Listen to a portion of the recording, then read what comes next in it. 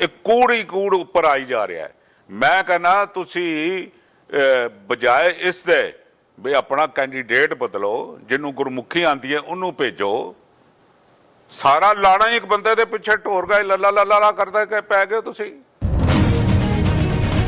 ਬਾਦਲਾਂ ਨੇ ਜਿਸ ਵਕਤ ਆਪਣੇ ਲਾਭ ਲੈਣੇ ਸਨ ਤਾਂ ਤੇ ਬੀਜੇਪੀ ਵਾਲੇ ਬੜੇ ਚੰਗੇ ਸਨ।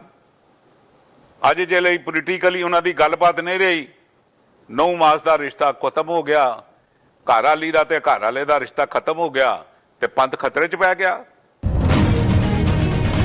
25 ਸਾਲ ਤੁਹਾਡੇ ਰਿਸ਼ਤੇ ਬਣੇ ਰਹੇ ਤਾਂ ਪੰਥ ਖਤਰੇ 'ਚ ਨਹੀਂ ਸੀ।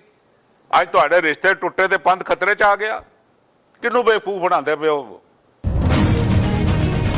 ਸਤਿ ਸ਼੍ਰੀ ਅਕਾਲ ਦੋਸਤੋ, ਸਵਾਗਤ ਤੁਹਾਡਾ ਵੌਇਸ ਆਫ ਇੰਡੀਆ ਦੇ ਪ੍ਰੋਗਰਾਮ ਗੂੰਜਾਂ ਸਿੱਖ ਸਿਆਸਤ ਦੀਆਂ। ਮਨਜਿੰਦਰ ਸਿੰਘ ਸਿਰਸਾ ਨੂੰ ਬਾਰ-ਬਾਰ ਬਚਾਉਣ ਵਾਸਤੇ ਅਲੱਗ-ਅਲੱਗ ਸ਼ਖਸੀਅਤਾਂ ਦਾ ਬਿਆਨ ਆ ਰਹੇ। ਪਹਿਲੇ ਸੁਖਬੀਰ ਸਿੰਘ ਬਾਦਲ ਦਾ ਬਿਆਨ, ਉਸ ਤੋਂ ਬਾਅਦ ਜਥੇਦਾਰ ਹਰਪ੍ਰੀਤ ਸਿੰਘ ਜੀ ਦਾ ਬਿਆਨ। ਅਸੀਂ ਪੁੱਛਣਾ ਚਾਹਾਂਗੇ ਹਰਵਿੰਦਰ ਸਿੰਘ ਸਰਨਾ ਜੀ ਨੂੰ। ਸਰਨਾ ਸਾਹਿਬ, ਸਾਡੇ ਪ੍ਰੋਗਰਾਮ ਦੇ ਅੰਦਰ ਲਗਾਤਾਰ ਵੱਡੀ ਸ਼ਖਸੀਅਤਾਂ ਦੇ ਜਿਹੜੇ ਬਿਆਨ ਆ ਰਹੇ ਨੇ ਮਨਜਿੰਦਰ ਸਿੰਘ ਸਿਰਸਾ ਨੂੰ ਬਚਾਉਣ ਵਾਸਤੇ, ਕੀ ਕਹਿਣਾ ਚਾਹੋਗੇ? ਅੱਜ ਮੈਂ ਹੁਣੇ ਸੋਸ਼ਲ ਮੀਡੀਆ ਤੇ ਜਥੇਦਾਰ ਹਰਪ੍ਰੀਤ ਸਿੰਘ ਹੋਰਾਂ ਦਾ ਬਿਆਨ ਮੈਂ ਸੁਣਿਆ। ਮੈਂ ਜਥੇਦਾਰ ਸਾਹਿਬ ਕੋਲ ਇੱਕ ਗੱਲ ਪੁੱਛਣੀ ਚਾਹੁੰਦਾ ਵੀ ਜਥੇਦਾਰ ਸਾਹਿਬ, ਜਦ ਬਰਗਾੜੀ ਦਾ ਕਾਂਡ ਹੋਇਆ ਸੀ, ਗੁਰੂ ਗ੍ਰੰਥ ਸਾਹਿਬ ਦਾ ਹੀ ਅਨਾਦਰ ਹੋਇਆ, ਅੰਗ ਪਾੜੇ ਗਏ, ਸਿੱਖ ਸ਼ਹੀਦ ਹੋ ਗਏ, ਫੱਟੜ ਹੋ ਗਏ, ਤੁਸੀਂ ਕਿੱਥੇ ਸੋ? ਜਰਾ ਰਿਕਾਰਡ ਕਰਕੇ ਦੱਸੋ, ਕੋਈ ਇੱਕ ਬਿਆਨ ਵੀ ਤੁਸੀਂ ਦਿੱਤਾ? ਬਰਗਾੜੀ ਦਾ 6 ਮਹੀਨੇ ਮੋਰਚਾ ਲੱਗਾ ਰਿਹਾ, ਤੁਸੀਂ ਇੱਕ ਬਿਆਨ ਵੀ ਦਿੱਤਾ? ਮੈਂ ਇਸ ਤੋਂ ਅੱਗੇ ਚੱਲਦਾ। ਤੁਸੀਂ ਅੱਜ ਕਿਹਾ ਜੀ ਪਟਨਾ ਸਾਹਿਬ ਜੀ ਦਖਲ ਅੰਦਾਜ਼ੀ ਕਰਦੇ ਪਏ। ਮੈਂ ਤੁਹਾਡੇ ਕੋਲ ਪੁੱਛਣਾ ਚਾਹੁੰਦਾ ਵੀ ਮੈਂ ਵੀ 2017 ਦੇ ਵਿੱਚ ਪਟਨਾ ਸਾਹਿਬ ਕਮੇਟੀ ਦਾ ਚੁਣਿਆ ਹੋਇਆ ਪ੍ਰਧਾਨ ਸੀ। ਇਲੈਕਸ਼ਨ ਹੋਈ ਸੀ ਤੇ ਮੈਂ ਪ੍ਰਧਾਨ ਚੁਣਿਆ ਗਿਆ। ਤੁਸੀਂ ਬਾਦਲਾਂ ਨੇ ਸਰਕਾਰ ਨਾਲ ਮਿਲ ਕੇ ਮੈਨੂੰ ਉਤਾਰ ਦਿੱਤਾ। ਔਰ ਇਹ ਗੱਲ, ਮੇਰੀ ਜਿਹੜੀ ਗੱਲ ਹੈ, ਹਾਈ ਕੋਰਟ ਨੇ ਇਸ ਦੀ ਤਸਦੀਕ ਕੀਤੀ, ਮੇਰੇ ਹੱਕ 'ਚ ਫੈਸਲਾ ਦਿੱਤਾ ਹੈ ਬਈ ਪ੍ਰਧਾਨ ਜਿਹੜਾ ਉਸ ਵਕਤ ਹਰਵਿੰਦਰ ਸਿੰਘ ਸਰਨਾ ਹੀ ਸੀ। ਇਹ ਫੈਸਲਾ ਹਾਈ ਕੋਰਟ ਦਾ ਹੈ। ਤੁਸੀਂ ਤਾਂ ਵੀ ਨਹੀਂ ਬੋਲੇ। ਤੁਸੀਂ ਇਸ ਕਰਕੇ ਨਹੀਂ ਬੋਲੇ ਬਈ ਬਾਦਲਾਂ ਨੂੰ ਜ਼ੋਫ ਪਹੁੰਚਦਾ ਸੀ ਉਸ ਵਕਤ। ਤੁਸੀਂ ਜ਼ੁਬਾਨ ਨਹੀਂ ਖੋਲੀ ਬਿਲਕੁਲ। ਮੈਨੂੰ ਇਹ ਨਹੀਂ ਗੱਲ ਸਮਝ ਆਉਂਦੀ ਬਈ ਹੁਣ ਵੀ ਮੁਕੱਦਮਾ ਜਿਹੜਾ ਹੈ ਇਹ ਸਰਸੇ ਨੇ ਕੀਤਾ, ਉਹ ਇਮਤਿਹਾਨ 'ਚੋਂ ਫੇਲ ਹੋ ਗਿਆ ਹੈ। ਬਜਾਏ ਆਪਣੀ ਗਲਤੀ ਨੂੰ ਦਰੁਸਤ ਕਰਨ ਦੇ, ਗਲਤੀ ਕਰਨ ਵਾਲਿਆਂ ਦੀ ਜਥੇਦਾਰ ਪਿੱਠ ਠੋਕੇ, ਫਿਰ ਕੀ ਗੱਲ ਬਣੇਗੀ? ਉਹ ਇੱਕੋ ਬੜੀ ਕਹਾਵਤ ਹੈ ਪੁਰਾਣੀ, ਜੇ ਕੁਫਰ ਕਾਬੇ ਤੋਂ ਸ਼ੁਰੂ ਹੋ ਗਿਆ ਤੇ ਇਸਲਾਮੀਅਤ ਦਾ ਕੀ ਬਣੇਗਾ? ਜੇ ਇਹ ਜਿਹਾ ਝੂਠਖੋਰ ਤੁਸੀਂ ਅਕਾਲ ਤਖਤ ਦੇ ਜਥੇਦਾਰ ਬਣ ਗਏ, ਮਿਸ ਇੰਟਰਪ੍ਰੀਟੇਸ਼ਨ ਕਰਕੇ ਸੰਗਤਾਂ ਨੂੰ ਗੁੰਮਰਾਹ ਕਰੋਗੇ ਤੇ ਜਥੇਦਾਰ ਦੀ ਪੋਜੀਸ਼ਨ ਕੀ ਰਹੇਗੀ? ਤੁਸੀਂ ਉਸ ਵਕਤ ਮੂੰਹ 'ਚ ਘੂੰਗਣੀਆਂ ਪਾ ਲਈਆਂ ਸਨ ਜਦ ਬਰਗਾੜੀ ਦੀ ਗੱਲ ਹੋਈ ਸੀ। ਤੁਸੀਂ ਕੁਝ ਬੋਲੇ ਹੋ? ਜਦ ਮੈਨੂੰ ਲਾ ਕੇ ਮਕੜ ਨੂੰ ਪ੍ਰਧਾਨ ਬਣਾਇਆ ਬਾਦਲਾਂ ਨੇ ਸਰਕਾਰ ਨਾਲ ਮਿਲ ਕੇ, ਕੋਈ ਨਹੀਂ ਜ਼ੁਬਾਨ ਖੋਲੀ ਵੀ ਇਹ ਤਾਂ ਲੀਗਲ ਕਮੇਟੀ ਦਾ ਲੀਗਲ ਪ੍ਰਧਾਨ ਹੈ, ਚੁਣਿਆ ਹੋਇਆ ਪ੍ਰਧਾਨ ਹੈ, ਕੀ ਕਰਦੇ ਪਿਓ? ਕੋਈ ਆਵਾਜ਼ ਨਹੀਂ ਆਈ ਅਕਾਲ ਤਖਤ ਤੋਂ। ਅਰੇ ਕਿਤਨਾ ਕੁ ਤੁਸੀਂ ਬਾਦਲਾਂ ਦੇ ਥੱਲੇ ਲੱਗੋਗੇ? ਇੱਕ ਗੱਲ ਜਥੇਦਾਰ ਸਾਹਿਬ ਨੂੰ ਤੁਹਾਨੂੰ ਹੋਰ ਯਾਦ ਕਰਾ ਦਿਆਂ, 5 ਮਾਰਚ 2020 ਨੂੰ ਬਾਦਲਾਂ ਦੇ ਮੈਂਬਰ ਨੇ ਤੁਹਾਨੂੰ ਇਹਨਾਂ ਦੀਆਂ ਚੋਰੀਆਂ ਚਕਾਰੀਆਂ ਬਾਰੇ ਸ਼ਿਕਾਇਤ ਕੀਤੀ। ਉਦੋਂ ਹੀ ਤੁਸੀਂ ਸਾਨੂੰ ਵੀ ਸੱਦ ਲਿਆ। ਚੋਰੀਆਂ ਚਕਾਰੀਆਂ ਇਤਨੀਆਂ ਲੰਬੀਆਂ ਸਨ, ਤੁਸੀਂ ਦੇਖ ਕੇ ਦੰਗ ਰਹਿ ਗਏ। ਤੁਸੀਂ ਕਿਹਾ ਜੀ ਇਹ ਤਾਂ ਮੈਂ ਦਾ ਨਿਪਟਾਰਾ ਹੁਣ ਨਹੀਂ ਕਰ ਸਕਦਾ, ਇਹ ਤਾਂ ਮੈਂ 15 ਦਿਨਾਂ 'ਚ ਕਮੇਟੀ ਬਣਾਵਾਂਗਾ, 2 ਮਹੀਨਿਆਂ 'ਚ ਫੈਸਲਾ ਕਰ ਦਿਆਂਗਾ।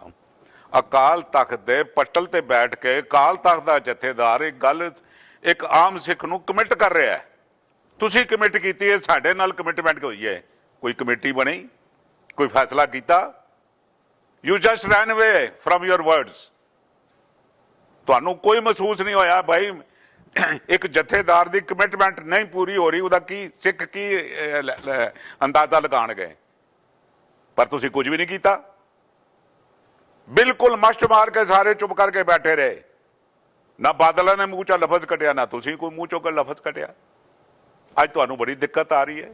ਕਿਤਨੀ ਤੁਸੀਂ ਤਹਿ ਤੱਕ ਜਾਣਾ ਹੈ, ਇਹ ਵੀ ਵਿਚਾਰ ਕਰ ਲਓ। ਸਰ ਮੈਂ ਜਦੋਂ ਨੋਟਿਸ ਕਰਦਾ ਕਈ ਵਾਰ ਜਿਹੜੇ ਵੱਡੇ ਸ਼ਖਸ ਪੰਜਾਬ ਦੀਆਂ ਉਹ ਸਿਰਫ ਬਾਦਲਾਂ ਦਾ ਅਟੈਕ ਹੁੰਦਾ ਤਾਂ ਹੀ ਸੇਵੀਅਰ ਹੁੰਦੀਆਂ ਨੇ, ਅਦਰਵਾਈਜ਼ ਅੱਗੇ ਨਹੀਂ ਆਉਂਦੀਆਂ। ਮੈਂ ਕਹਿੰਦਾ ਜੀ ਹੱਦ ਹੀ ਮੁਕਾਤੀ ਇਹਨਾਂ ਨੇ, ਤਾਂ ਕਮਾਲ ਕਰਤੀ ਹੈ। ਇਤਨੇ ਨਿਵਾਣ ਪੁਣੇ ਤੇ ਅਕਾਲ ਤਖਤ ਨੂੰ ਲੈ ਕੇ ਜਾਣਾ ਇੱਕ ਸ਼ਰਮ ਦੀ ਗੱਲ ਹੈਗੀ ਸਾਰੀ ਕੌਮ ਵਾਸਤੇ। ਉਹ ਪੰਜਾਬੀ ਗੁਰਮੁਖੀ ਨਹੀਂ ਪੜ੍ਹ ਸਕਦਾ, ਬਜਾਏ ਇਸ ਦੇ ਵੀ ਉਹਨੂੰ ਤਲਬ ਕਰਕੇ ਉਸ ਨੂੰ ਤਨਖਾਹ ਲਾਈ ਜਾਏ ਬਈ ਤੂੰ ਗੁਰਮੁਖੀ ਵੀ ਨਹੀਂ ਪੜ੍ਹ ਸਕਦਾ ਤੇ ਗੁਰਦੁਆਰਾ ਕਮੇਟੀ ਕਿਵੇਂ ਸਾਂਭੀ ਹੋਈ ਹੈ? ਤੁਸੀਂ ਕੋਈ ਆਪਣੀ ਜ਼ੁਬਾਨ ਖੋਲੀ ਹੈ ਬਈ ਤੂੰ 5 ਅਰਬ ਰੁਪਈਆ ਲੁੱਟ ਕੇ ਲੈ ਗਿਆ ਗੁਰਦੁਆਰਾ ਕਮੇਟੀ ਚੋਂ? ਤੁਸੀਂ ਕੋਈ ਜ਼ੁਬਾਨ ਖੋਲੀ ਹੈ? ਸਾਡੇ ਵਿਦਿਅਕ ਅਦਾਰੇ ਤਬਾਹ ਹੋ ਚੁੱਕੇ ਨੇ। ਤੁਸੀਂ ਜ਼ੁਬਾਨ ਖੋਲੀ ਹੈ ਵੀ 8 ਸਾਲ ਕੋਈ ਅੰਮ੍ਰਿਤ ਸੰਚਾਰ ਨਹੀਂ ਹੋਇਆ ਦਿੱਲੀ ਗੁਰਦੁਆਰਾ ਕਮੇਟੀ 'ਚ, ਸਵਾਏ ਲਿਫਾਫੇ ਲੈਣੇ ਹੀ ਆਉਂਦੇ ਨੇ। ਹਮੇਸ਼ਾ ਬਾਦਲਾਂ ਦੇ ਹੱਕ 'ਚ ਮੂੰਹ ਖੋਲਣਾ। ਮੈਨੂੰ ਪਤਾ ਹੈ ਤੁਹਾਨੂੰ ਤਕਲੀਫ ਹੋਣੀ ਹੈ ਮੇਰੀ ਗੱਲ ਸੁਣ ਕੇ, ਮੈਂ ਵੀ ਤਿਆਰੀ ਕਰੀ ਬੈਠਾ, ਬੇਸ਼ੱਕ ਸੱਦ ਲਓ ਮੈਨੂੰ ਅਕਾਲ ਤਖਤ, ਔਰ ਮੈਂ ਬੇਨਤੀ ਕਰਾਂਗਾ ਜੇ ਅਕਾਲ ਤਖਤ ਸੱਦੋ ਤੇ ਸਾਰੀ ਸੰਗਤ ਵਿੱਚ ਬੈਠ ਕੇ ਵਿਚਾਰ ਕਰਾਂਗੇ ਤੁਹਾਡਾ ਕਿਰਦਾਰ ਕੀ ਹੈ ਤੇ ਬਾਕੀ ਸਿੱਖਾਂ ਦੇ ਕਿਰਦਾਰ ਦੀ ਤੁਸੀਂ ਕੀ ਉਮੀਦ ਰੱਖਦੇ ਪਿਓ। ਜੇ ਤੁਸੀਂ ਸਿੱਖਾਂ ਦਾ ਕਿਰਦਾਰ ਵੇਖਣਾ ਚਾਹੁੰਦੇ ਹੋ, ਗਿਆਨੀ ਹਰਪ੍ਰੀਤ ਸਿੰਘ ਜੀ ਪਹਿਲੇ ਆਪਣਾ ਕਿਰਦਾਰ ਬਣਾਓ, ਉਸ ਕਾਬਲ ਆਪਣੇ ਆਪ ਨੂੰ ਬਣਾਓ। ਇਹ ਦੱਸੋ ਵੀ ਇਹ ਕਿਰਦਾਰ ਹੁੰਦਾ ਹੈ। ਅਕਾਲ ਤਖਤ ਦੇ ਜਥੇਦਾਰ ਦਾ ਇਹ ਕਿਰਦਾਰ ਹੈ। ਅਕਾਲੀ ਫੂਲਾ ਸਿੰਘ ਤਾਂ ਹੀ ਬਣੋਗੇ ਜੇ ਅਕਾਲੀ ਫੂਲਾ ਸਿੰਘ ਦਾ ਕਿਰਦਾਰ ਰੱਖੋਗੇ। ਅਕਾਲੀ ਫੂਲਾ ਸਿੰਘ ਦਾ ਕਿਰਦਾਰ ਨਹੀਂ ਰੱਖੋਗੇ ਤੇ ਫਿਰ ਨਹੀਂ, ਜੇ ਰੂੜ ਸਿੰਘ ਵਰਗਾ ਕਿਰਦਾਰ ਰੱਖੋਗੇ ਫਿਰ ਨਹੀਂ ਅਕਾਲੀ ਫੂਲਾ ਸਿੰਘ ਬਣ ਸਕਦੇ।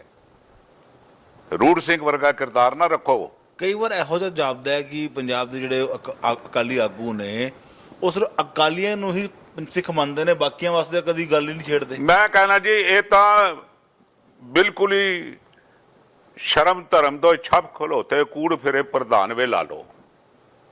ਇਹ ਕੂੜ ਹੀ ਕੂੜ ਉੱਪਰ ਆਈ ਜਾ ਰਿਹਾ ਹੈ। ਮੈਂ ਕਹਿੰਦਾ ਤੁਸੀਂ ਬਜਾਏ ਇਸ ਦੇ ਵੀ ਆਪਣਾ ਕੈਂਡੀਡੇਟ ਬਦਲੋ, ਜਿਹਨੂੰ ਗੁਰਮੁਖੀ ਆਂਦੀ ਹੈ ਉਹਨੂੰ ਭੇਜੋ। ਸਾਰਾ ਲਾਣਾ ਹੀ ਇੱਕ ਬੰਦੇ ਦੇ ਪਿੱਛੇ ਢੋਰ ਗਏ, ਲੱਲਾ ਲੱਲਾ ਕਰਦਾ ਕਿ ਪੈ ਗਏ ਤੁਸੀਂ।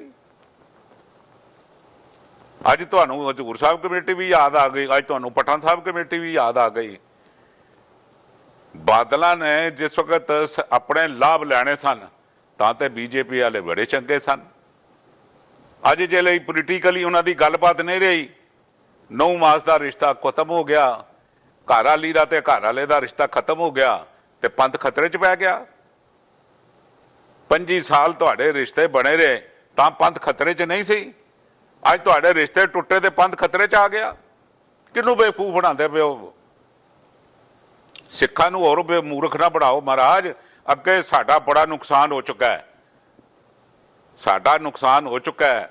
ਸ੍ਰੀਨਗਰ ਦੇ ਵਿੱਚ ਕਿਲਿੰਗਸ ਹੋ ਗਈਆਂ ਟੀਚਰਸ ਦੀਆਂ, ਯੂਪੀ ਦੇ ਵਿੱਚ ਕਿਤਨਾ ਨੁਕਸਾਨ ਹੋ ਚੁੱਕਾ ਹੈ। ਹਰ ਪਾਸੇ ਜਿਹੜੀ ਹੈਗੀ ਤੁਸੀਂ ਇਹਦੇ ਹਾਲਾਤ ਵੇਖੋ। ਅਰਦਾਸ ਕਰੋ ਸੱਚੇ ਪਾਤਸ਼ਾਹ ਠੰਡ ਵਰਤਾਓ ਮੁਲਕ ਦੇ ਵਿੱਚ, ਦੇਸ਼ ਵਾਸੀਆਂ ਦੇ ਵਿੱਚ ਠੰਡ ਵਰਤਾਓ। ਪੇਸ਼ਤਰੀ ਦੇ ਤੁਸੀਂ ਲੱਲਾ ਲੱਲਾ ਕਰਨ ਤੇ ਉੱਤਰ ਆਇਓ ਜੀ। ਬੜਾ ਤੁਹਾਡਾ ਨੂੰ ਬੜਾ ਅੱਜ ਹੇਜ਼ ਜਾਪੀ ਹੈ ਤੁਹਾਨੂੰ। ਸਰ ਇੱਕ ਮਨਜਿੰਦਰ ਸਿੰਘ ਸਿਰਸਾ ਇੰਨਾ ਵੱਡਾ ਕਿਰਦਾਰ ਹੋ ਗਏ ਨੇ ਕਿ ਹਰ ਬੰਦੇ ਨੂੰ ਉਹਨੂੰ ਸਾਹਮਣਾ ਬੜਾ, ਹਾਰਨ ਤੋਂ ਬਾਅਦ ਵੀ ਪ੍ਰਧਾਨ ਥਾਪਣਾ ਬੜਾ ਜ਼ਰੂਰੀ ਹੋ ਗਿਆ। ਇਹ ਉਹਨਾਂ ਕੋਲ ਪੁੱਛੋ ਜਾ ਕੇ, ਕੱਲ ਕੋਟ ਪਾ ਕੇ ਉਹਨਾਂ ਕੋਲ ਜਾ ਕੇ ਪੁੱਛੋ, ਗਿਆਨੀ ਹਰਪ੍ਰੀਤ ਸਿੰਘ ਕੋਲ ਪੁੱਛੋ। 10 ਭਾਈ ਤਾਂ ਬੜੀ ਦਿੱਕਤ ਆ ਗਈ ਹੈ, ਦੱਸੋ ਕੀ ਦਿੱਕਤ ਹੈਗੀ ਤੁਹਾਨੂੰ? ਜਿਸ ਬੰਦੇ ਨੇ ਸਾਰੀ ਕਮੇਟੀ ਤਬਾਹ ਕਰਤੀ ਉਸ ਪਿੱਛੇ ਤੁਹਾਨੂੰ ਇਤਨੀ ਹੇਜ਼ ਕਿਵੇਂ ਆਈ? ਮੈਂ ਬਸ ਇਤਨਾ ਹੀ ਕੁਝ ਕਹਿਣਾ ਚਾਹੁੰਦਾ, ਸਿੰਘ ਸਾਹਿਬ ਕੌਮ ਨੂੰ ਵੀ ਸੰਭਲਣ ਦਿਓ, ਆਪ ਵੀ ਸੰਭਲੋ। ਇਤਨਾ ਨੰਗਾ ਨਾਚ ਜਿਹੜਾ ਹੈਗਾ ਉਹ ਠੀਕ ਨਹੀਂ ਹੁੰਦਾ। ਵਾਹਿਗੁਰੂ ਜੀ ਕਾ ਖਾਲਸਾ, ਵਾਹਿਗੁਰੂ ਜੀ ਕੀ ਫਤਿਹ। ਐਸੇ ਹਰਵਿੰਦਰ ਸਿੰਘ ਸਨਾ ਜਿਨ੍ਹਾਂ ਨੇ ਆਪਣੀ ਗੱਲ ਬੜੀ ਬੇਬਾਕੀ ਨਾਲ ਰੱਖੀ। ਦੇਖਦੇ ਰਹੋ ਵੌਇਸ ਆਫ ਇੰਡੀਆ।